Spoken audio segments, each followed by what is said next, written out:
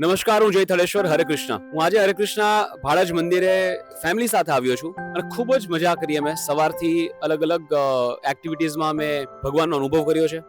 સવારે પહેલા આરતી કરી, શૃંગારની આરતી કરી, ત્યારબાદ પ્રભુના જાપ કર્યા, ત્યારબાદ કીર્તન કર્યું, ત્યારબાદ નરસિંહ ભગવાનના હવનમાં પણ એક પાર્ટિસિપેશન કરવાનો મોકો મળ્યો.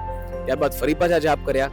અક્ષય પાત્રા ફાઉન્ડેશનનું કામકાજ જોયું, અક્ષય પાત્રા ફાઉન્ડેશનનું કિચન જોયું અને માય ગોડ, કયા લેવલ પર આ ફાઉન્ડેશન કામ કરે છે આપણને અત્યારે ખબર પડે. અને આપણે કહીએ ને કે ભારત દેશ સંતોની ભૂમિ છે અને ભારત દેશના જેટલા મોટા મોટા કામો જે ક્યારેક કદાચ સરકાર પણ નથી કરી શકતી, સંતો કરીને બતાવે છે. અક્ષરપાત્રા ફાઉન્ડેશન એનું એક જીવતું જાગતું ઉદાહરણ છે. સરસ મજાની ગૌશાળા છે, આટલી બધી ગીર ગાયો છે, એમને રમાડવાની, એમને જમાડવાની એમને તક મળી. અને પછી અક્ષયપાત્રા ને ત્યાં પાછો આપણે પ્રસાદ પણ લીધો ભગવાનનો. ઓવરઓલ ખૂબ જ સરસ એક્સપિરિયન્સ રહ્યો. પરિવાર સાથે અહીંયા આવવું જોઈએ અને પ્રભુનો અનુભવ જેટલા નજીકથી બને એટલો કરવો જોઈએ, પ્રભુ જાપ કરવા જોઈએ. ખૂબ મજા આવી.